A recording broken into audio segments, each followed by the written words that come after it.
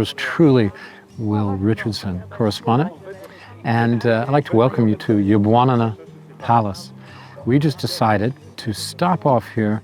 We're doing a sort of tour of the fringes of Warsaw. We started off in the Brudno forest with the oldest settlement, the original oldest settlement in Warsaw, and Brudno. It's northeast Warsaw. And then we just carried on up on the east side of the Vistula to here, to Jabłonna Palace. Decided to get a nice cup of coffee. This is the hotel for Jabłonna Palace, which used to be one of the, probably a building for the servants to live in. But it's now a hotel, and there's a wedding going on.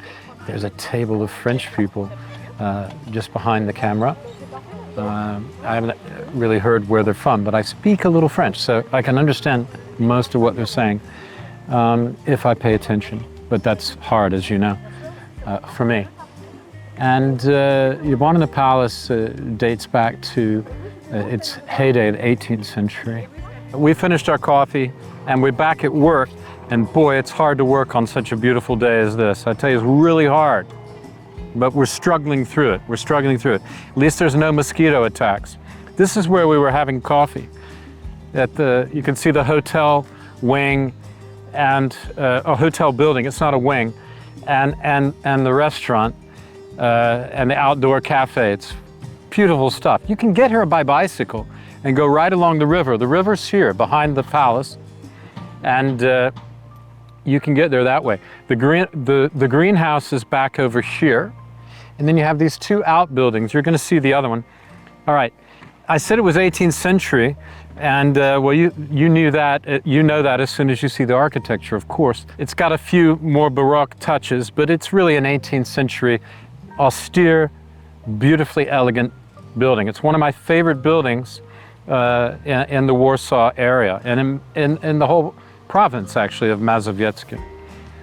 It's just beautiful. It was carefully built. The Bishop of Płock, who was a rich fella, back in the 18th century, started putting this together, and carefully built it up.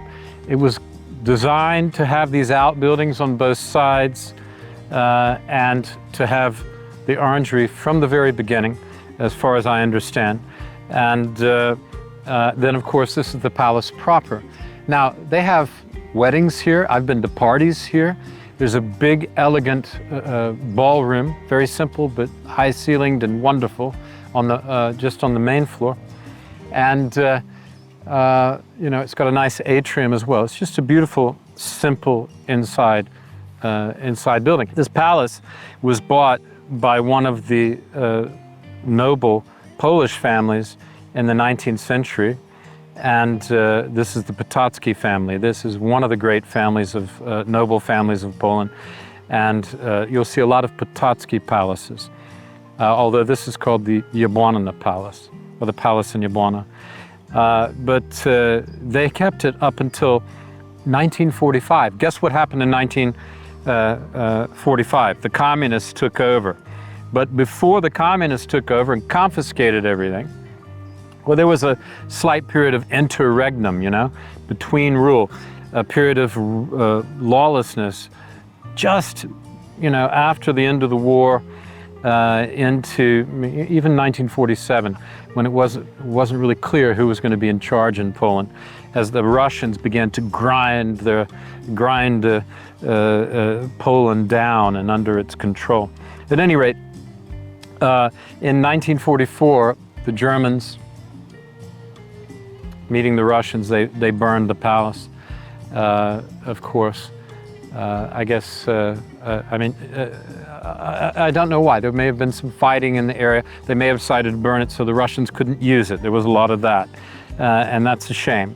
But, you can read about it yourself, the palace at Jabłonna. But I recommend you come here, especially on a beautiful day, for a walk. The grounds are extensive, and the river, as I say, is right behind us, so you can go and walk along the dike, which is called a val in Polish. You can walk along the dike, and then you can go down on the other side and go to the Wisła.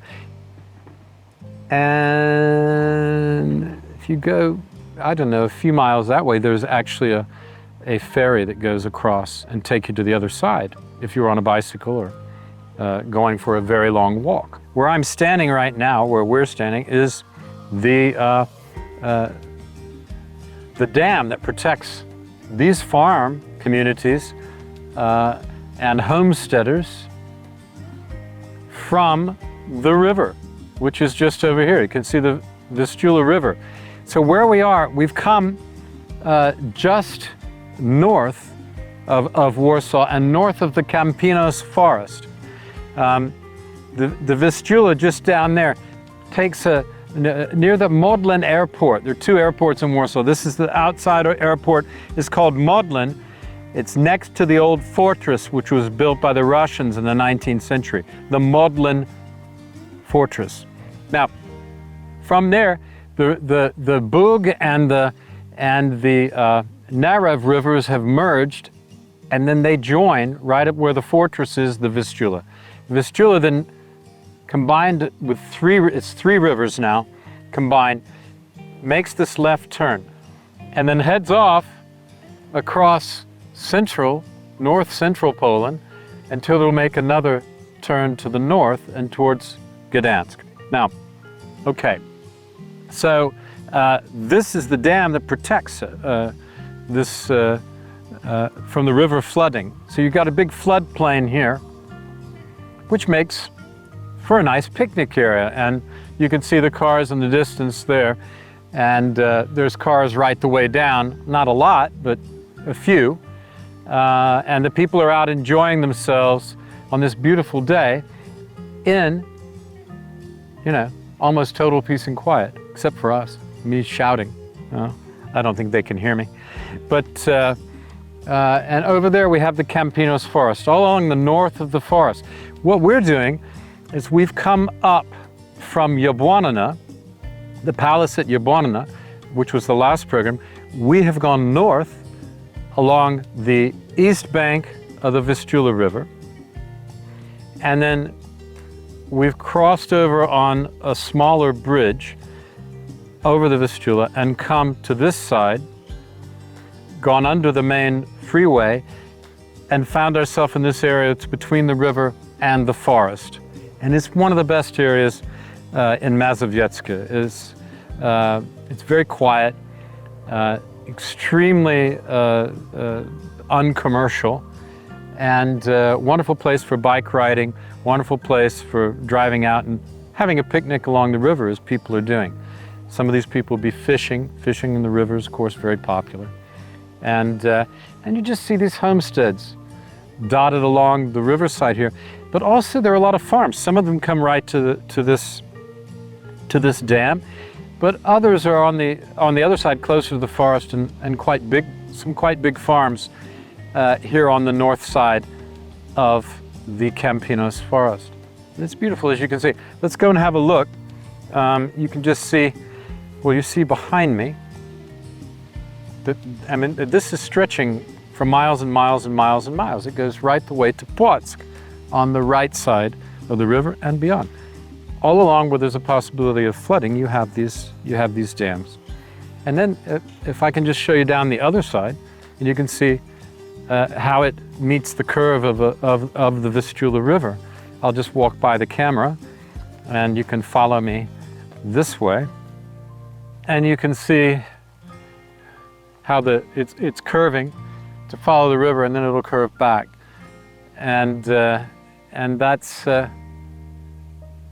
gosh, it's nice out here on a day. I think the people who live out here are really lucky, because we're 30 kilometers north of Warsaw, and you really do feel like you're out in the countryside and secluded from what is a rapidly growing metropolis of Warsaw, with at least 3 million, and in the environment close within 50 kilometers must be 5 million.